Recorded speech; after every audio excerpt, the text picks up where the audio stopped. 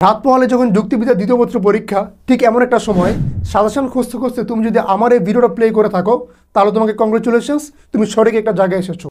আজকের ভিডিওতে তোমাদেরকে আমি শেষ একদিন যুক্তিবিদ্যা কীভাবে পড়বা তার একটা ফাইনাল গাইডলাইন্স বা আউটলাইন্স দেওয়ার চেষ্টা করব। সাথে রয়েছে আমি সিয়াম আল ওয়ালিদ, শিক্ষার্থী ঢাকা বিশ্ববিদ্যালয়। এই যে শিক্ষার্থী ঢাকা বিশ্ববিদ্যালয় শব্দের উচ্চারণ করলাম, ঠিক এরকম একটা তকমা বা ট্যাগ যদি তুমি তোমার গায়ে লাগাতে চাও, অর্থাৎ তুমি ঢাবিয়ান হতে চাও বা ঢাকা বিশ্ববিদ্যালয়ের শিক্ষার্থী হতে চাও, তাহলে তোমাদের জন্য আমাদের তরফ থেকে রয়েছে ছোট্ট পরিসরে একটা আয়োজন, যার নাম হচ্ছে DU champion batch B unit. এই ডিউ চ্যাম্পিয়ন ব্যাচে তোমাকে যারা পড়াবে তারা সবাই ঢাকা বিশ্ববিদ্যালয়ের পরীক্ষিত শিক্ষার্থী, এবং এই প্ল্যাটফর্মে আমরা যারা ক্লাস নেই সবাই তোমাদেরকে পড়াবো। এখানে তোমরা বাংলার 40টা ক্লাস পাবা, ইংরেজি 40টা, সাধারণ জ্ঞানে 30টা, সলভ ক্লাস 10টা, টোটাল 100+ ক্লাস পাবা। কেবলমাত্র ক্লাসই নয়, এই ক্লাসের পাশাপাশি প্রত্যেকটা ক্লাসের পিডিএফ তোমাদেরকে আমরা গ্রুপে দিয়ে দেবো, এবং এখানে প্রতি সপ্তাহান্তে উইকেন্ডে এক সপ্তাহ আমরা যাতে তোমাকে পড়িয়েছি এগুলোর উপর একটা ফাইনাল মডেল টেস্ট নেব, যাতে তোমার প্রস্তুতিটা আরও গুছালো হয়। আমাদের সম্পূর্ণ সিলেবাস শেষ হওয়ার পরে তোমাকে হচ্ছে আমরা ঢাকা বিশ্ববিদ্যালয়ের প্রশ্নের আদলে 20টা চূড়ান্ত মডেল টেস্ট পরীক্ষা নেব। আমাদের এই কোর্সের ক্লাস শুরু হবে এইচএসসি পরীক্ষা শুরু হওয়ার পরপর সময়েই। এখানে কোর্সের ফি 3000 টাকা হলেও প্রথম 100 জনের জন্য আমরা নির্ধারণ করেছি মাত্র 2500 টাকা। অর্থাৎ তুমি যদি প্রথম 100 জনের একজন হও তাহলে তোমার জন্য কোর্স ফি 2500 টাকা, বাট এরপর তুমি যদি ভর্তি হও তোমাকে আমাদের যে রেগুলার কোর্স ফি রয়েছে 3000 টাকা দিয়ে আমাদের কোর্সে ভর্তি হতে হবে। সো যারা ভর্তি হতে চাচ্ছ বা ভর্তি হওয়ার জন্য মনস্থির করেছো, তোমরা স্ক্রিনে দেওয়া 2 নম্বরে যোগাযোগ করবে, অথবা তুমি যদি ভিডিওটা ফেসবুকে দেখে থাকো আমাদেরকে ইনবক্স করবে, অথবা তুমি যদি ভিডিওটা ইউটিউবে দেখে থাকো তাহলে আমাদের এই ভিডিওর ডেসক্রিপশন বক্সে দেখো, আমাদের গোটা ডেসক্রিপশনটা দেওয়া রয়েছে আমাদের কোর্সের। এবার তাহলে আমরা আমাদের মূল ভিডিওতে ফিরে যাচ্ছি। আমাদের এই যুক্তিবিদ্যা দ্বিতীয় বছর পরীক্ষায় মোট আমাদের 5টা চ্যাপ্টার রয়েছে সিলেবাসের অন্তর্ভুক্ত। এখানে চ্যাপ্টার 1, 2, 3, 4 এবং 6, মাঝখানে চ্যাপ্টার যে 5 রয়েছে সেটা কিন্তু বাদ গিয়েছে। এখন দেখো এখানে অনেকের একটা প্রশ্ন যে ভাইয়া কীভাবে পড়বো, আর কী পড়বো কী বাদ দিব। তোমাকে আগে বুঝতে হবে যে আমি কী পড়বো, এর আগে বুঝতে হবে যে আমি কী বাদ দিব। এখানে আমাদের প্রথম চ্যাপ্টার রয়েছে যৌক্তিক সংজ্ঞা। এখান থেকে আমাদের পরীক্ষায় 1টা অথবা 2টা সৃজনশীল আসবে। তোমরা জানো যে আমাদের পরীক্ষায় মোট 11টা সৃজনশীল আসবে, যেখানে আমাদেরকে 7টা অ্যান্সার করতে হবে, আর আমাদের এমসিকিউতে থাকবে হচ্ছে 30 মার্ক। এখন তাহলে দেখো আমরা 7টা সৃজনশীল অ্যান্সার করার জন্য কিন্তু আমাদের এই সম্পূর্ণ 5টা চ্যাপ্টার পড়ার কোনো প্রয়োজন নাই। কিভাবে প্রয়োজন নাই খেয়াল করো।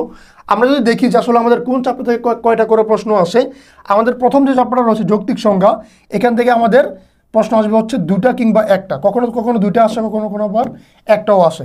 এরপর যৌক্তিক বিভাগ, এই যৌক্তিক বিভাগ থেকে আমাদের 2টা প্রশ্ন থাকবে মাস্ট, কোনো ভুল নাই। এখানে 2টা থাকবে, এটা হচ্ছে ফরজে আইন, এটা কখনোই বাদ যাবে না, এখানে 2টা প্রশ্ন মাস্ট আমাদের থাকবে। তারপরে যে চ্যাপ্টারটা আরোহের প্রকারভেদ, এই চ্যাপ্টারটা অনেক বড় একটা চ্যাপ্টার। তোমরা জানো যে চ্যাপ্টার 1 এবং 2 এর তুলনায় এটা অনেক বড় একটা চ্যাপ্টার, এবং এখান থেকে আমাদের 3টা বা 4টা প্রশ্ন থাকবে, কখনো 3টা থাকে, কখনো 4টা থাকে।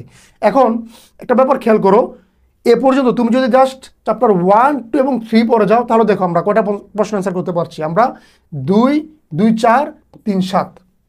আবার আমরা যদি সেকেন্ড প্যাটার্নে দেখি 1, 2, 3, 4, টোটাল 7টা প্রশ্ন কিন্তু আমাদের এখানে হয়ে যাচ্ছে।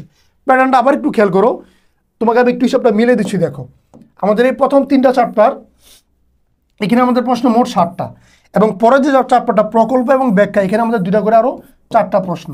এখন 11টার প্রশ্নের হিসাবটা তোমাকে আমি একটু দিচ্ছি। দেখো আমরা যদি প্রথম ধাপটা খেয়াল করি, যদি 2টা আসে এই প্রথম চ্যাপ্টার থেকে, তাহলে 2টা প্রশ্ন 2, 4, 7, 9, 11। কিংবা আমি যদি আবার এই পাশ থেকে দিই, তাহলে দেখো 1, 2, 3, 4, 7, তারপর হচ্ছে 2, 2, 4, 11। অর্থাৎ একেবারে সহজ সমীকরণটা হচ্ছে, এইখানে যদি আমাদের হচ্ছে প্রথম চ্যাপ্টার থেকে 2টা প্রশ্ন আসে, তাহলে থার্ড চ্যাপ্টার থেকে আসবে হচ্ছে 3টা প্রশ্ন। আবার যদি আমাদের প্রথম চ্যাপ্টার থেকে 1টা প্রশ্ন আসে, তাহলে থার্ড যে চ্যাপ্টারটা রয়েছে এখান থেকে আসবে হচ্ছে আমাদের 4টা প্রশ্ন।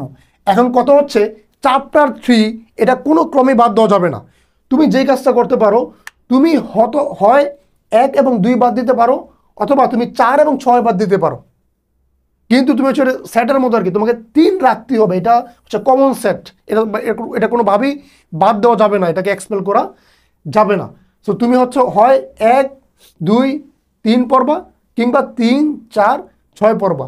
এখন তুমি যদি কোনো কারণে চ্যাপ্টার 3 না পড়ো, এই 4টা চ্যাপ্টার পড়ো, তারপরও তোমার হবে সৃজনশীলের জন্য, কিন্তু তুমি কিন্তু এখন এক জায়গায় আটকে আসো। কোন জায়গায়? এমসিকিউর জন্য।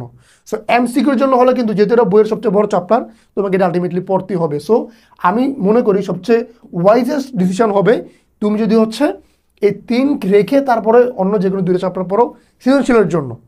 এখন তোমাকে একটা ব্যাপার মাথায় রাখতে হবে, সৃজনশীলের প্রিপারেশান এবং হচ্ছে আমাদের এমসিকিউর প্রিপারেশান কিন্তু এক না।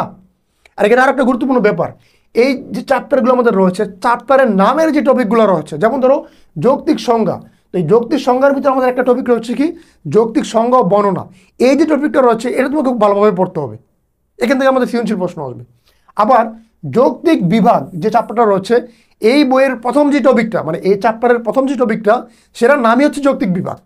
সো এটা তোমাকে খুব ভালোভাবে পড়তে হবে। এগুলো হচ্ছে ধরো আমাদের 4 স্টার এরকম প্রশ্ন, ঠিক আছে। সো একইভাবে আমাদের প্রত্যেকটা চ্যাপ্টারের বেলায় আমাদের একই কথাই এখানে প্রযোজ্য হবে। এখন কথা হচ্ছে ভাইয়া আমি সৃজনশীল না হয় পড়লাম, 3টে চ্যাপ্টার পারলাম, কিন্তু এমসিকিউর ব্যাপারটা আমি কী করবো? এমসিকিউর ব্যাপারে যে কাজটা তুমি করবা, তুমি যেই 3টা চ্যাপ্টার পড়ছো সৃজনশীলের জন্য, তুমি ধরে নিতে পারো এমসিকিউর জন্য তোমার এগুলো পড়া হয়ে গিয়েছে। কারণ আমরা যারা মানবিকের শিক্ষার্থী রয়েছি, আমাদের প্রশ্ন কিন্তু আসলে অত কঠিন হয় না, অত ডিপ অ্যানালাইসিস হয় না। তুমি যদি মোটামুটি পড়াশোনা করে থাকো, তুমি এমসিকিউ তো পারবাই, সৃজনশীল তুমি পারবা। তাহলে আমার কিন্তু 3টা চ্যাপ্টার অলরেডি আমার পড়া হয়ে গিয়েছে। কারণ বাকি যে 2টা চ্যাপ্টার থাকবে, আমি জাস্ট এগুলোকে রিডিং পড়ে যাব। আমার খুব ডিপ নলেজ প্রয়োজন নাই, ডিপ অ্যানালাইসিস করার প্রয়োজন নাই, আমি স্রেফ রিডিং পড়ে যাব। আমার টার্গেট থাকবে যে পরীক্ষার আগে, যেহেতু কালকে আমার পরীক্ষা, আজকে সারাদিন সারা রাত্রে আমি জাস্ট আমার বইয়ের প্রত্যেকটা লাইন আমি একবার করে রিডিং পড়বো। এটা আমার মনে থাকার দরকার নাই। Don't try to memorize this. So তাহলে এই কৌশলটা যদি তুমি অবলম্বন করো, আই হোপ যুক্তিবিদ্যা A+ পাওয়াটা হবে তোমার জন্য একটা মামুলি ব্যাপার। আর তোমরা জানো যুক্তিবিদ্যার প্রথম পত্র এবং দ্বিতীয় পত্র দুইটা মিলে কিন্তু আমাদের A+ নির্ধারণ করা হবে। সো আজকে যাদের আমাদের হচ্ছে যুক্তিবিদ্যার প্রথম পত্র পরীক্ষাটা খারাপ হয়েছে, আমাদের কিন্তু একটা ভালো সুযোগ রয়েছে এই সেকেন্ড পার্টের মাধ্যমে সেটাকে রিকভার করে ফেলার। আর যদি সামহাও কোনোভাবে খারাপ হয়ে থাকে, আমরা সেটা নিয়ে মন খারাপ না করে আমাদের টার্গেট থাকবে সামনে যে কীভাবে হচ্ছে আমরা এই সেকেন্ড পার্টের মাধ্যমে সেটাকে রিকভার করতে পারি। ওকে, আচ্ছা, তাহলে এই ছিল আমাদের আজকের মধ্যে মোটামুটি গাইডলাইন্স বা দিক নির্দেশনা। এখানে আসলে তোমাকে আমি গতানুগতিক দিয়ে সাজেশনস, এই 100টা এমসিকিউ পড়ে এগুলো পরীক্ষা আসবে, এই 10টা সৃজনশীল পড়ো, এরকম কোনো সাজেশন দেওয়াটা আসলে ইমপ্র্যাকটিক্যাল একটা বিষয়। এটা আসলে পসিবল না, কারণ তোমার একটা চ্যাপ্টার থেকে 1000, 10,000 অনেক রকমের এমসিকিউ বানানো সম্ভব। সো আমি তোমাকে এখানে গতানুগতিক 100টা এমসিকিউ সাজেশন না দিয়ে আমি যেই কাজটা করলাম, তোমাকে জাস্ট আমি হচ্ছে টপিকগুলো বলে দিলাম এবং চ্যাপ্টারগুলো বলে দিলাম, এগুলো তুমি জাস্ট পড়ে যাবা। ইনশাআল্লাহ পরীক্ষা তুমি অবশ্যই ভালো করতে পারবা। অবশ্যই আমাদের চ্যানেলটাকে সাবস্ক্রাইব করবে। আর এইচএসসি পরীক্ষা সবার ভালো হোক এটাই কেমন না, কিন্তু মনে রাখতে হবে আমাদের শেষ টার্গেট কিন্তু এইচএসসি না, শেষ টার্গেট হচ্ছে ঢাকা বিশ্ববিদ্যালয় তথা বাংলাদেশের প্রথম সারির একটা পাবলিক বিশ্ববিদ্যালয়। আর এই পাবলিক বিশ্ববিদ্যালয়ে তোমার স্বপ্ন পূরণে সারথি হবো আমরা ডিউ চ্যাম্পিয়ন বেস থেকে। তোমরা যারা এখনো মনস্থির করতে পারছো না, বলবো মনস্থির করে দ্রুত আমাদের কোর্সে এনরোল করে নাও। সবার জন্য শুভকামনা রইল। ধন্যবাদ সবাই।